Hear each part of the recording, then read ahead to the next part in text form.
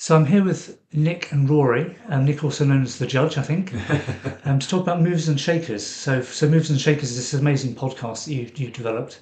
It's had a very popular following over the last 6 months or so. So can you talk me through how it started? It's the judge's fault. It's only the judge's fault. Nick and I started meeting in a pub. I was introduced to him by Chuck Woodhead-Sturton, who told me he was in a terrible way, and he seemed actually fine, the most brilliant person I've met for a long time.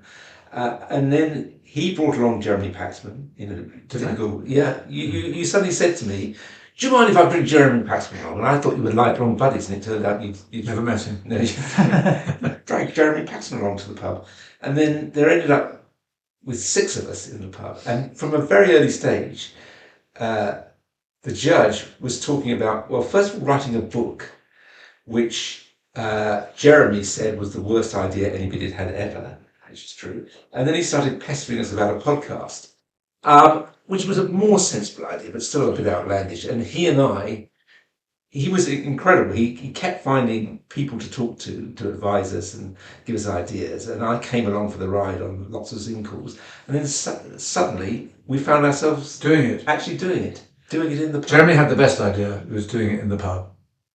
So this pub is the Ladbroke Arms in Notting Hill, is it? Yeah. I haven't been there for a long time. Well, it's Jeremy's local, is kind of why we go there. Yeah. We were quite an interesting experiment because we were the first time that any podcast had been attempted with 6 principals, which is why he had his head in his hands most of the time. Yeah. So the other people being Paul Mayhew Archer, I guess, Mark Mordell and Gillian came along as well. Gillian Lacey Sullivan. Yeah. I can't remember what order everybody came, but I know Mark came last. But I suddenly learned that a podcast has much more freedom than mainstream radio broadcasting, because you are not subject to this tyranny of time. You can take as long. Which can be good or bad. It can lead you to blather for hours. But we are reasonably disciplined. We don't go much over half an hour. We're cut down to not much over half an hour by the excellent Nick. I've noticed the episodes are different lengths, just depending on what you're talking about. That's true. Yeah. The idea is busking, that we do busk, but we don't do it completely extemporary, that we have a framework. Don't we? Well, yes. Some of us insisted that it would be better to have a framework rather than just, let's just blather. But there's still a fair amount of blather. Yeah, I've noticed. So was it difficult to get off the ground? I mean, it's very professionally produced. It looks like a lot of work went into actually launching the thing. Well, it seemed to happen really quickly. I mean, we did this. We interviewed how many? We interviewed about 4 or 5 people to produce it. Yeah, and well, Nick was he's got a one-man pod company, Podo, and he seemed incredibly calm, which has always impressed me. Which you need in this sort of situation. He's younger than all of us by a long way. Oh, yeah, same as age as our children. And I listened to the sort of first go, the sort of pilot, and thought, how on earth is that going to amount to anything? Because it was people talking over each other, interrupting in a very difficult soundscape. And he did have trouble the first few episodes because recording in a pub, even in the early afternoon on a Monday, it's not an ideal sound environment, but somehow he made it work, and it's got better and better in terms of audio quality. And quite a lot ends up on the cutting room floor. I should say about 50% of what is recorded, wouldn't you say? Well, a bit less probably like this video, actually. Yeah. Like what? Yeah. So it's been wildly successful, I think. How many listeners do you have? Do you have an idea? We can't tell you that because it's absolutely Commercial Secrets Act, I'm afraid. It's huge. That's all you need to know is it's huge. Thousands, I guess. Yeah.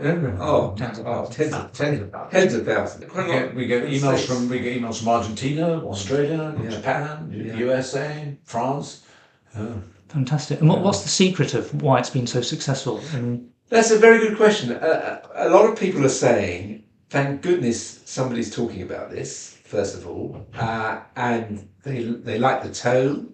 I think that the funniest thing is Jeremy was discussing this in one of our recent episodes. He said, I think people like it because we're all so cheerful. There was a stunned silence because he's not. Jeremy, can be a bit gloomy. So this isn't just in public. In real life, he's actually can be a bit... Oh, no, what you see is what you get. Okay. Yeah.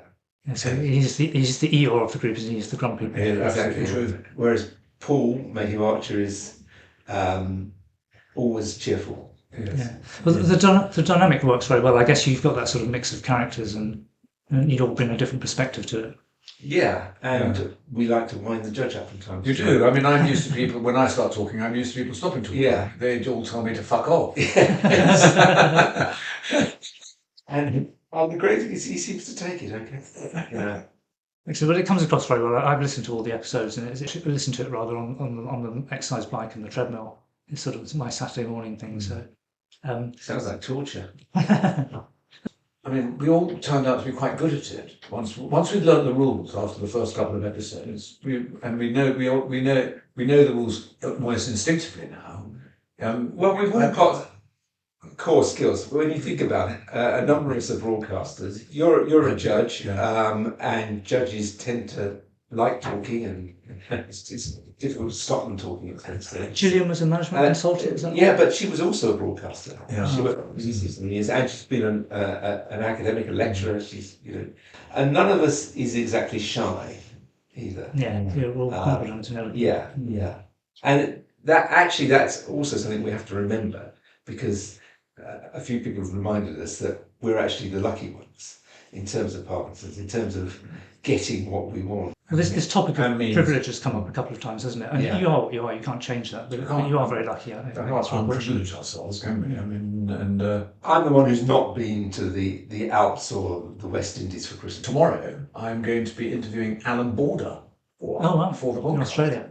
From Australia, from Brisbane. He's being interviewed tomorrow morning, and we're very lucky because As long as I make the Zoom work. as long as he makes the Zoom work. Has he got Parkinson's? He has. I didn't know that. 8 years ago he was diagnosed, and he's kept it to himself, private, until last June when he went public with it. But he's only given one interview, and we're going to be I think the second one that he's ever given. So we're extremely fortunate. So that's coming up in series 3, Which is bursting onto the. I don't know when this is going to be shown, but it's bursting onto the airwaves, as it were, in mid-February. so. Just a couple more questions. I guess. Have you learned anything yourselves through doing this process? Have you sort of changed as people? I've learned massive. You see, this was our support group first and foremost, and then it turned into a podcast. It's still a support group, and that's why we emphasise as strongly as we can that the importance of having a support group cannot be overestimated. I mean, it's not just drugs that make you better, that make you function. I've learned an awful lot from that, and I think it would have been much more difficult to have coped if I'd been on my own. I mean, you'd have been beset by fear, apart from anything else. But when you're with other people, you don't feel nearly so fearful because you can see that everybody's coping with it. And the other thing is, we've actually learned, well, I certainly have, an awful lot more about Parkinson's from doing the podcast than we've ever learned from the healthcare professionals who treat us. I mean, I've got a very good doctor. The judge has got the best, of course. But we've done a lot of investigation just through having guests On the NHS, might I hasten to add. Yeah. I find the same thing. I learn a lot more about Parkinson's through other people with Parkinson's than I ever do through my neurologist. No offence to my neurologist, but Well, it's is just the way it that is. is it The first neurologist I went to didn't even mention exercise. Interesting, yeah. And they don't mention diet either. No. Didn't mention diet. No. Yeah. And he certainly didn't mention constipation. Yeah. High fibre diet. That's the answer to the constipation. Yeah. So what's the future for Movers and Shakers? You've got the third series coming out in February. And the fourth. The shape of the show is we did, even though we seemed very informal, we did prescribe it quite early on, which was that one of us will become the curator of each episode. Right. And that person then is responsible for assembling that episode, getting the guests, and determining its shape. And that works very well, doesn't it? It does. And sometimes it's joint efforts I'm doing. With Gillian, right now, I had a meeting this morning with Gillian about one. I always describe it as an anarchic collective, which has, but mostly it does. Well, the end result has been fantastic, and we certainly look forward to series 3. And well, thank you very much for coming and talking about it. Thank you. Great pleasure. Oh, thank you very much. Thank you for having us.